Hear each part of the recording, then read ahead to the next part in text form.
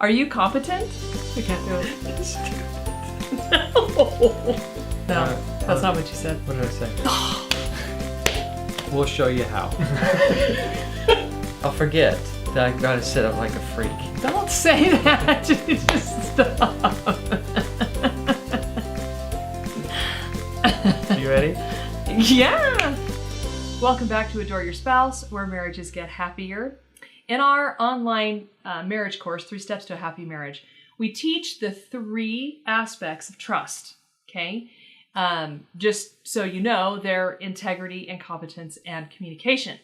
But we asked if you're competent because this is a big hang-up in a lot of marriages where trust begins to fizzle out. Yes, deteriorate, totally. So you're going along, you're doing your thing, you say, yeah, sweetheart, we have children, I'm going to parent them.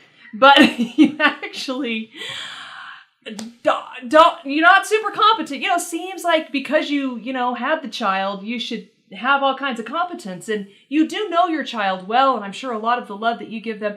But it does happen that people just aren't super great at parenting, and it causes a huge rift in the whole family, including in the marriage. Or maybe you are gonna fix the toilet, and you just don't know how.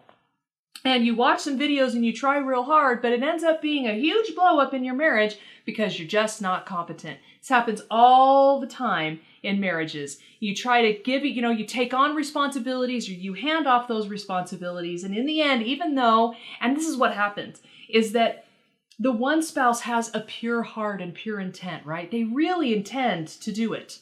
And they tell you that they're going to do it. And it should be enough that they followed through and did it, even if it was kind of done not to expectation. Well, one of the biggest problems, I think, is that it's quote unquote our role, or you know what I mean? Yeah. It's and you should be good at it because you're a mother or you're a father or it's a husband, it's a guy thing to do, right? And so you should be able to handle that thing just fine because, I mean, who can't unclog a toilet or who can't hang the Christmas lights? Play catch in the backyard. Or whatever it is, right? Yeah. And so I think that kind of hits people's egos or kind of wounds their pride because they should be able to be competent at this, and that doesn't mean they are. Yeah, and it's interesting because as in so many other areas of life, when we're just really honest with people about our inability, and then we don't use that as a scapegoat and balk out of the job, but we buck up and decide to get help, to get whatever training we need on whatever the thing is, your spouse's respect for you is going to skyrocket. They're not going to think less of you. They're going to think more of you because you actually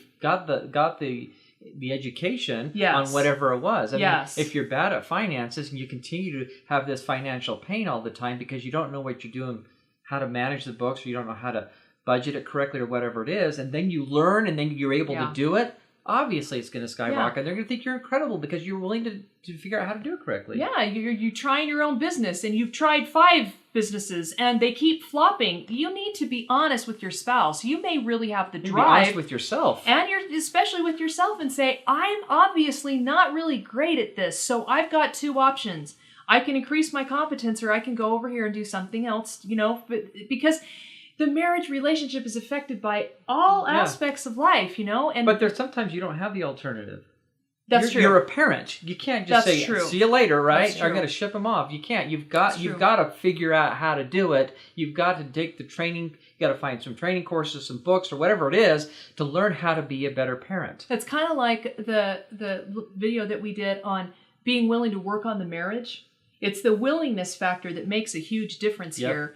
And the first step is to admit your incompetence and then to set about fixing it.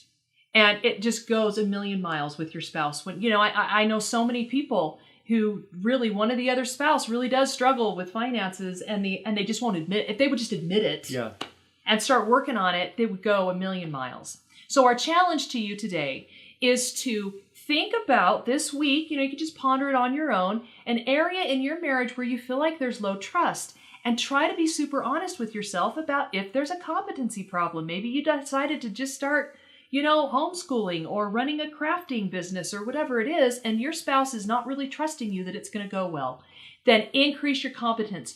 Just get the training, get the help that you need so that you can do that thing successfully, and your marriage will be hugely benefited by it. Yes, Thanks so much for watching. Please subscribe and pass this on, and make sure to head to adoreyourspouse.com. We've got a whole bunch of free resources. The assessment's helping a lot of people look at where their marriage is at in the 12 principles and some other great stuff to take advantage of there. Thanks so much for watching, and remember that you can have the happy marriage that you want.